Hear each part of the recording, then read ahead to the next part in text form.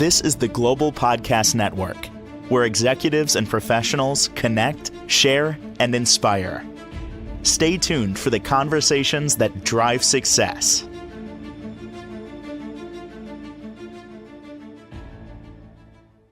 Welcome back to the show. Vera joining us here again today, our language coach from Vera Training, and so much more. We're excited to have him back today to talk more, and to actually we're going to get a little more insight here into Language for Lovers and all he does. So for those that don't know yet, please say hello and introduce yourself, Pan. Thank you.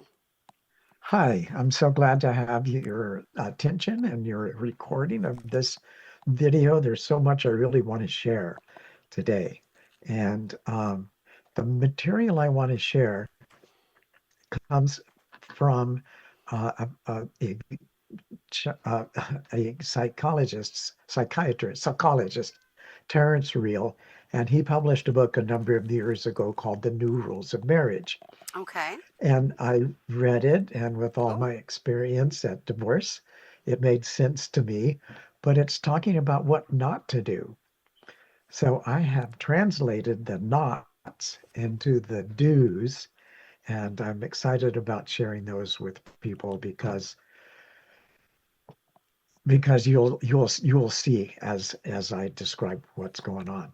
Beautiful. And what I'm going to do is I'm going to read what Terrence wrote, and then I will be showing you and reading what the NVC approach to his recommendations are. How does that sound? Absolutely sounds fantastic. So whenever you are ready, share that screen and we'll get started for today. Thank you, Pan. All righty.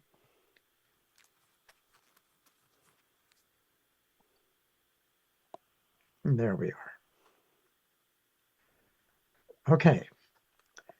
So this is a slideshow that I put together to help people understand how to communicate with each other in a way that creates connection. And if you've been married for any period of time, you will discover that it can be a very tricky business. A number of weeks ago, we talked about The 7 Stages of Love by Daphne Kingsma, and she talked about how, we've fallen in love with someone. It feels so great. Our hormones are just dancing like crazy, and we think we're finally going to be happy for the rest of our life. But our soul had a different idea. We chose the person who's going to irritate us most in the way we need to grow. So let's see if I can get this thing to do what I want it to do. All right, so these things that we're talking about today, and I don't think we'll get to all of them, there's 74 of them, but they fall into certain specific areas.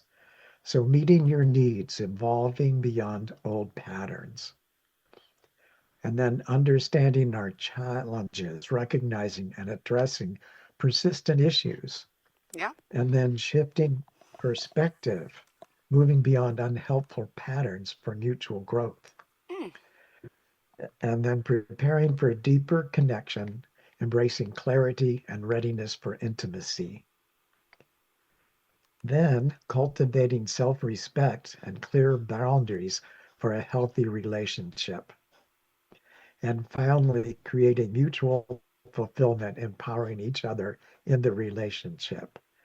And let me, before I go on, talk about why I call this language the number 4 lovers, as opposed language for lovers, because I discovered in my married lives that there are 4 relationships in every partnership. There's partnerships A, relationship with himself or herself. And then partners B, relationship with himself or herself. And then partners A relationship with partner B, and partner B's relationship with partner A. I've been doing this work since 2004, and over again, I have seen the difficulty that many couples have is a realization that they share exactly the same relationship, but that's impossible because they're not the same people.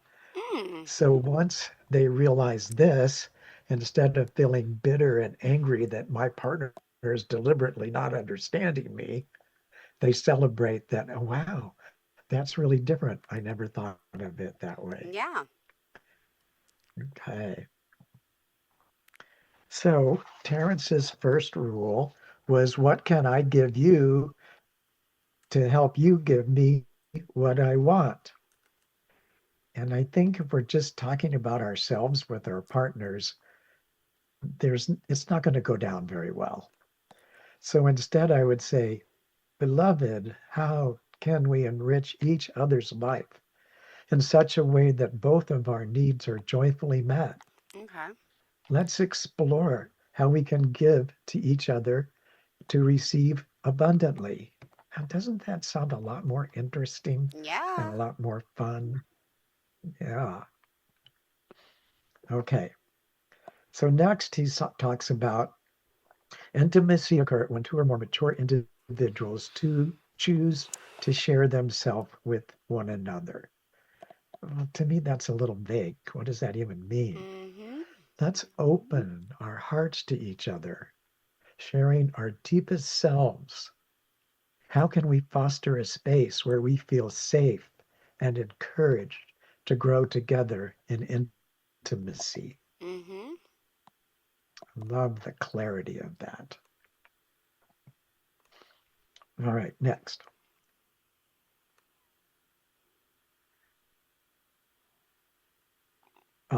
He says objective reality has no place in close personal relationships. Yeah, okay, maybe. Well, how can we honor our unique perspectives and feelings, acknowledging that our shared reality is richer than objective facts alone? Let's discuss creating a relationship based on understanding and empathy. Okay. Okay. Um, Moving into relationship empowerment means learning to live a nonviolent life, nonviolence between you and others, and nonviolence between your ears. So let's try this.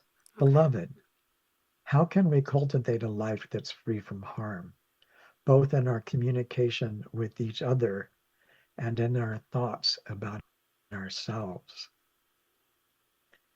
It's getting to sound like a good adventure, doesn't it? Yeah.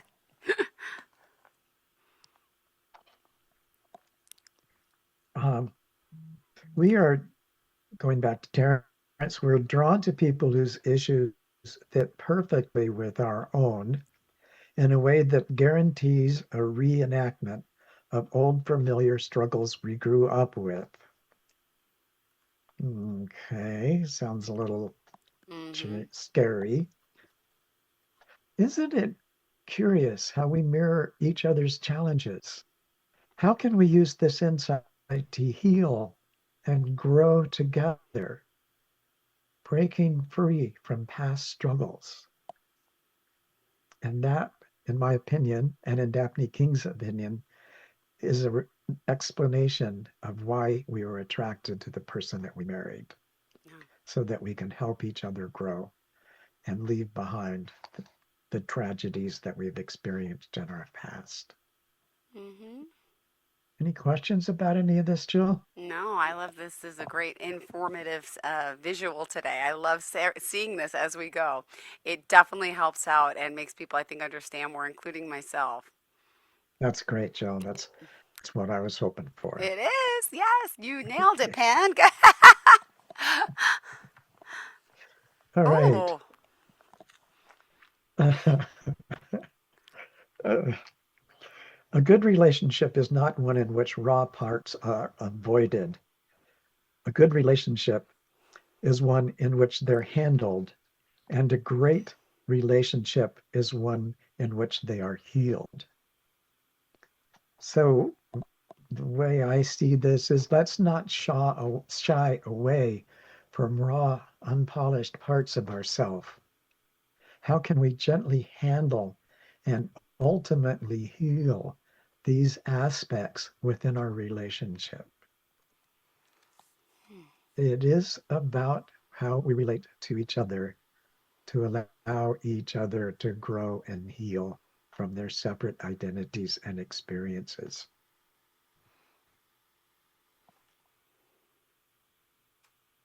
The difference between acceptance and withdrawal is resentment. Mm. Right, I suppose that's true. Yeah. There Uh-huh. certainly can, yeah, can be. Can we talk about the importance of accepting each other fully, ensuring that we do not withdraw into resentment? How can we practice acceptance daily? So, another thing that I found is that in order to help other people, couples tend to criticize and diagnose each other. And that doesn't really bring about closer connection. Mm-hmm. So, how can we actually move into a discussion about things that might be troublesome in our relationship into a deep understanding of why those things are so important to our partner?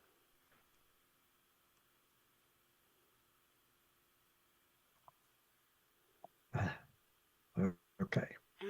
Responsible, this is Terrence. Distance taking always includes two elements: an Okay. explanation and a promise of return. So in relationships, we need space. We need to have time to explore ourselves, to what's going on, maybe even to have relationships with other people that meet needs that our love relationship don't meet. So, how can we communicate this need responsibly, ensuring that our distance is healing and not hurtful? Great question. I've tried this before and I have not gotten the best responses from the people I've been with. They take it very personal, take it very, Yeah, well, what am I doing wrong? Why can't I be involved? And then I'm like, well, because I need to be alone. I need to do things around my home. And it's always stuff that I always have to do, which are, it's not like I want to go out and have a party. I want to be in my home and organize and clean. All the things that I can't do during the week. Oh, I might have 5 hours to do it on Saturday before a sports game. Or why can't we go to lunch? Because I really just want to be alone. Well, I can come help you. I'm like, no, I have to go through my paperwork myself. And it's always a battle. And I yeah, find that's the, hence it's probably not the best relationship, but why do people feel so, and then you think you're being honest to tell them the truth, or I can make an excuse and say, oh, I have 2 lacrosse games that day, so I'm busy, but I don't want to lie. So instead I say, honestly, the game's not till 5, but I'm going to be working around the house. And that automatically sets off an alarm in their head, like, what are you doing? Why can't I be involved? There's no trust, there's no, and then they become hurt. So explain this one to me, Pan, and how you can make this work and how normal people in relationships may respond to this. okay. So it's really important in the whole process of intimate relationships with the NVC communication tools to say something like this. Oh, I'm delighted to hear that you'd like to spend some more time with me because I really love your company. But today I have things to bring about order and harmony in my house.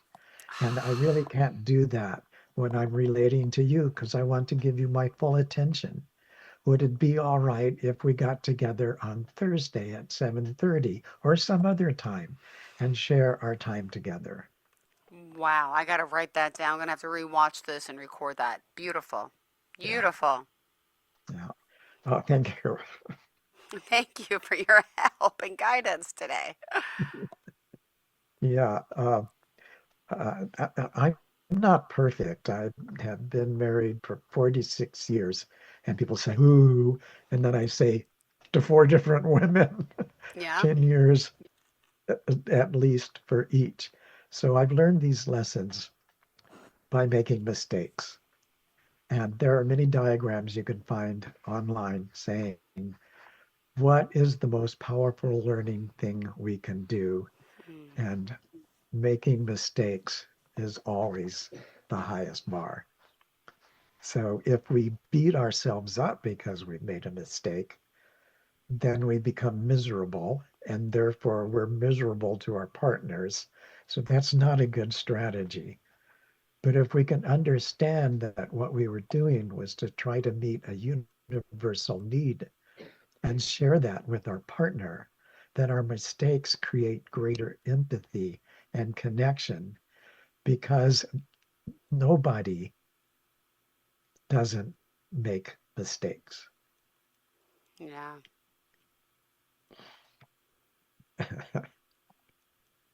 Here's another one.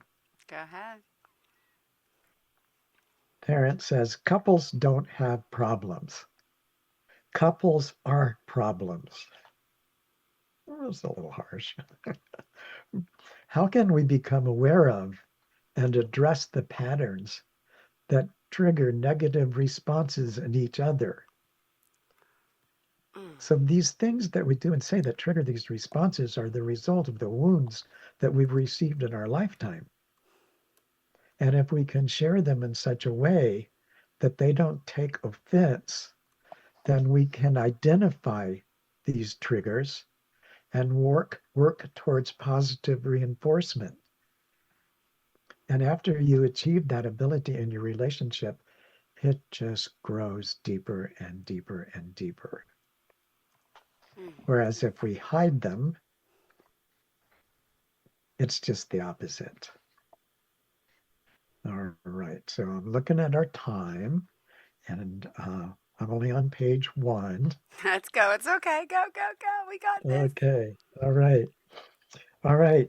You think your relationship will improve once particular stressful issues like money, parenting, or sex get resolved, but it's actually the other way around. You can tackle tough issues only after your relationship improves successfully.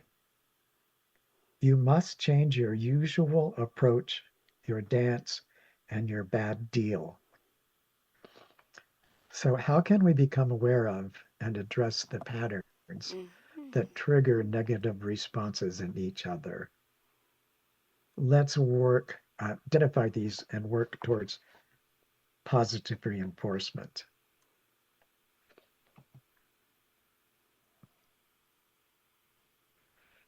Um, so Terence next says, as children, we learn what we live. In our adult relationships, we live out what we learned. That's a very unfortunate thing because most, if not all, people run into all kinds of difficulties growing up and living it with their parents. And we do not want to repeat those patterns. So let's just recognize that instead of seeing problems as external to us, we can explore how we embody these challenges Mm-hmm. and work together towards solutions. Uh, Page 1 of 8. Mm-hmm. Don't panic. We're not going through all of them. Um, uh, uh, Jill, let me know when you'd like me to stop going through this Yep, process. we'll do. Go And, ahead. and, I and got you. I'm okay, watching the time. Don't worry. okay.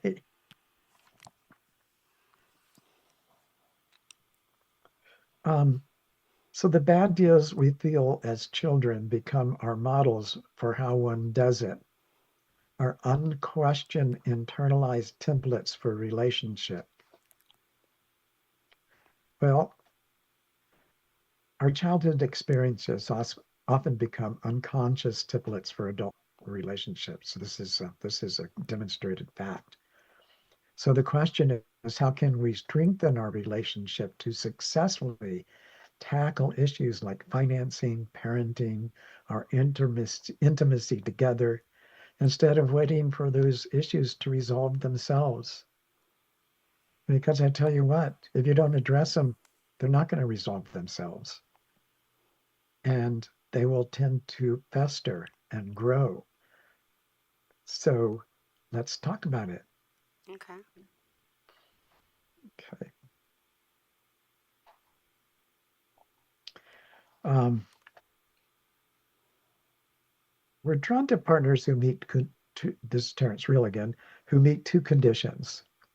The person's character is similar enough to that of one or both of our parents. that with this person we can recreate our most familiar and most unresolved childhood trauma. Mm-hmm.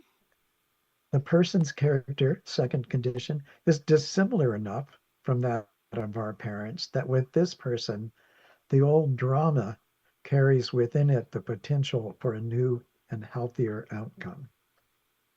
And I say it this way: reflecting on our childhoods, how have these experiences shaped our relationship behaviors? Mm-hmm.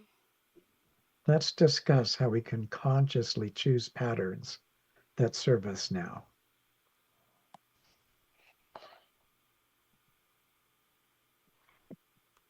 I love this one. Go ahead.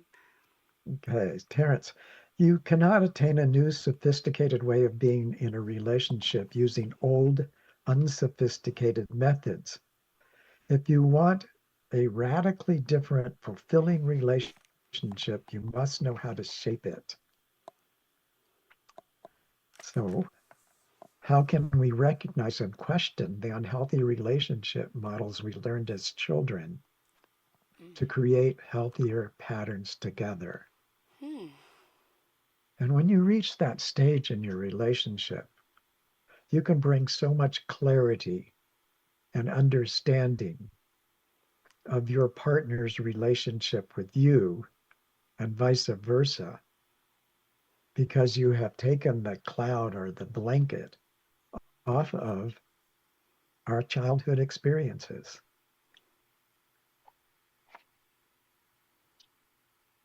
Okay.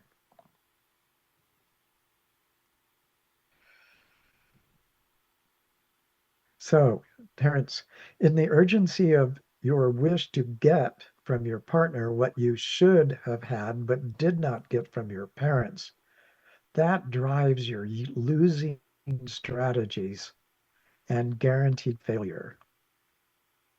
Instead, if we can talk to each other about how our childhood traumas influenced our choice in partners, how can we use this understanding to create a healthier relationship dynamic? Hmm. Can you imagine how much closer you can feel to the person you love once you Uh-huh. get an understanding of things that were traumatic in their growing up? Yeah. It's amazing how this impacts a relationship. And these things grow over time. It's not like you're going to take a pill and know all this stuff, but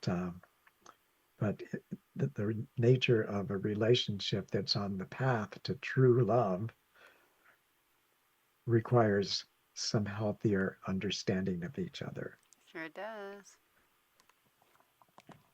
Have our childhood How have our childhood influenced our choices in partner, and how can we use this understanding to create a healthier relationship dynamic? This Yeah. is the exploration we want to take with our partner. All right. Can we do one more? Okay, Terrence, try and wish as we might as adults, no one can reparent us.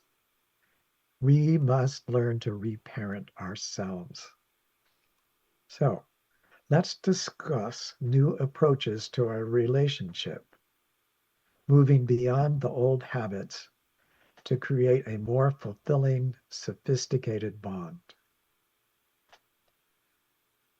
There you are. Mm-hmm. Okay, All right. so later on this week, I believe we're going to meet again Perfect.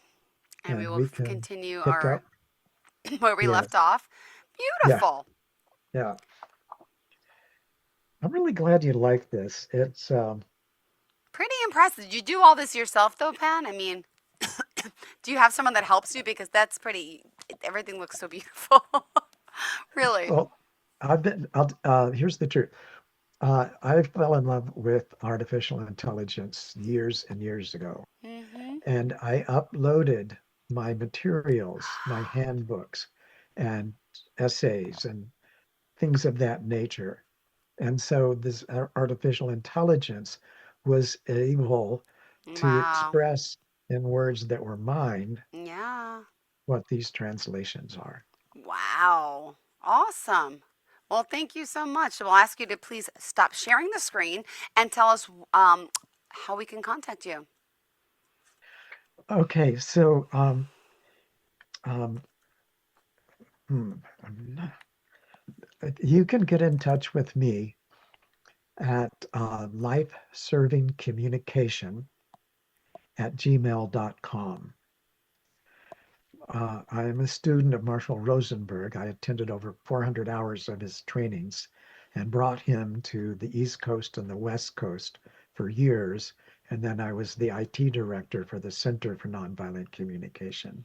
Hmm. So he called his process, life-serving communication. So that address again is lifeservingcommunication@gmail.com. And Perfect. if you reach out to me, I will reach back to you. I promise that. All right. Thank you so much. You have a fantastic day. Looking forward to speaking again this week. Thank you so much for the information and beautiful slideshow today. Really, we appreciate it. And we'll talk soon. Bye, sweetheart. Thank you. Bye, See you Pan. soon. Bye bye. This is the Global Podcast Network, where executives and professionals connect, share, and inspire. Stay tuned for the conversations that drive success.